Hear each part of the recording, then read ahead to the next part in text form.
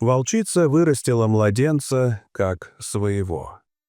Но спустя годы произошло нечто шокирующее. Зима в Салхаринской тайге наступила внезапно. Снег выпал за одну ночь, засыпал дороги, и деревню Березовка полностью отрезала от остального мира. Мороз был очень сильным. Электричество часто отключалось, а запасы продуктов быстро подходили к концу. Жители деревни старались не выходить лишний раз из домов. Особенно трудно приходилось тем, кто жил один. Дарья, молодая женщина, осталась одна с грудным сыном по имени Артем. Ее муж уехал работать в другой город и не выходил на связь уже несколько недель.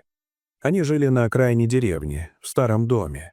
Сначала Дарья просто выглядела усталой, что было понятно. Маленький ребенок, холод, одиночество. Но вскоре соседи заметили, что она начала вести себя странно. Она стала разговаривать сама с собой, часто выглядывала в окно и, казалось, чего-то боялась. Она рассказывала, что по ночам слышит голос, который зовет ее из леса. Ей слышалось, будто кто-то зовет по имени или шепчет слова, хотя вокруг не было ни души. Люди подумали, что Дарья просто перенапряглась, что ей тяжело и нужна помощь. Но однажды ночью произошло непоправимое. Дарья завернула Артема в одеяло, накинула куртку и босиком вышла из дома. Она направилась прямо в сторону леса. Камера видеонаблюдения, установленная на складе, зафиксировала, как она идет по заснеженной тропе, а потом исчезает в белой мгле. Больше ее никто не видел до следующего дня. Утром люди начали поиски. Они нашли на снегу следы. Сначала 2 ряда — Дарьи и ребенка, потом только 1.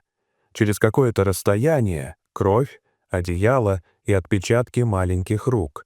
Ребенка рядом не было. Люди поняли, что он пропал. Позже саму Дарью нашли в нескольких километрах от деревни. Она была жива, но обморожена. Она не помнила, как оказалась там, только повторяла: «Белый зверь. Он унес его». Оказалось, ребенка действительно нашел зверь, но не медведь, как часто рассказывают в легендах, а волк. Большой, мощный, с серой шерстью. В этих краях его знали как Пепельного. Это был волк-одиночка, которого редко кто видел, но все уважали. Старики говорили, что он потерял своих детенышей весной, когда поводок разрушил его логово. С тех пор он жил один, без стаи, и часто появлялся возле ручьев и горных троп. Когда он набрел на малыша, тот уже почти не плакал. Он был замерзший, едва дышал. Волк поднес морду, принюхался, почувствовал запах крови, молока и слабого человеческого тепла. И вместо того, чтобы уйти или сделать то, что сделал бы любой хищник, он поступил иначе. Он осторожно завернул ребенка в одеяло и понес его в свою пещеру в скалах. В этой пещере, среди мха и сухой травы, волк положил Артема и лег рядом, чтобы согреть его. Он не уходил далеко, приносил в пасти снег, чтобы тот таял, и ребенок мог пить. Он собирал сухие листья, устраивал гнездо, как если бы это был один из его щенков. Волк не знал, зачем делает все это. Он просто чувствовал, что должен защищать этого ребенка. Через несколько дней Пепельный вышел из леса и появился у кромки деревни. Он шел осторожно, не прячась. В пасти у него был Артем, завернутый в одеяло. Волк подошел ближе и положил малыша на снег. Люди сначала испугались, но когда увидели, что он не проявляет агрессии, не рычит, а наоборот, словно что-то передает, они замерли. Дарья подбежала первой, схватила ребенка. Он был жив. Волк посмотрел на нее, развернулся и исчез в лесу. С тех пор прошло много лет. Артем рос, и с раннего возраста стало заметно, что он отличается от других детей. Он легко находил дорогу в лесу, знал, когда начнется снегопад, животные подходили к нему, не убегая. Он часто уходил в тайгу один и возвращался только вечером. Старики говорили, что у него осталась связь с лесом и тем волком, который его спас. Когда Артему исполнилось 12 лет, в тайге начали появляться браконьеры. Они ставили капканы, убивали животных, не разбирая, кто перед ними — волк, лиса или косуля. Однажды Артем ушел в лес и не вернулся. Его искали всю ночь, но не нашли. Он вернулся сам через 2 дня, усталый, грязный, с порезами на руках. Он рассказал, что нашел пепельного, попавшего в огромный железный капкан. Волк был старый и уже почти не сопротивлялся.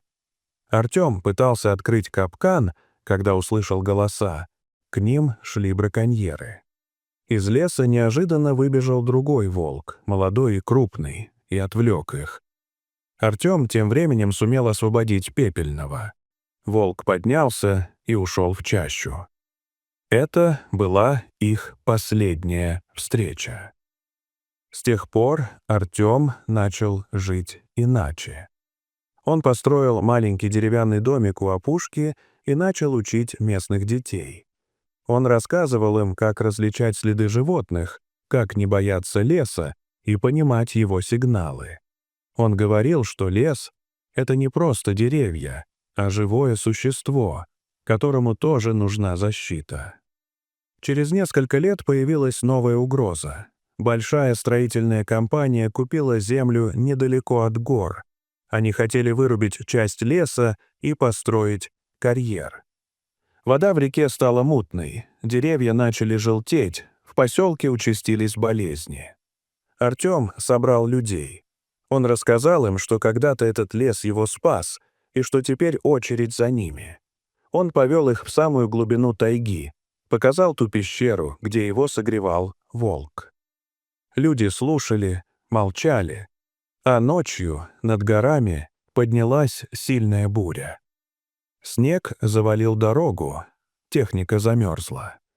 Утром строители собрали вещи и уехали. В память о пепельном Артем поставил у скалы камень. На нем не было слов, только отпечаток лапы. Прошли годы. Волки больше не приходили. Артем постарел, посидел. Но каждое утро он приходил к тому камню, садился рядом и просто сидел. Он знал, что лес живет, он не забывает. И если кто-нибудь когда-нибудь услышит вой среди ночи, не стоит пугаться. Это не угроза, это напоминание о том, что один волк когда-то спас одного мальчика.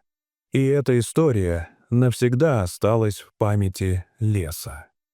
Дорогие зрители, что вы думаете об этой истории?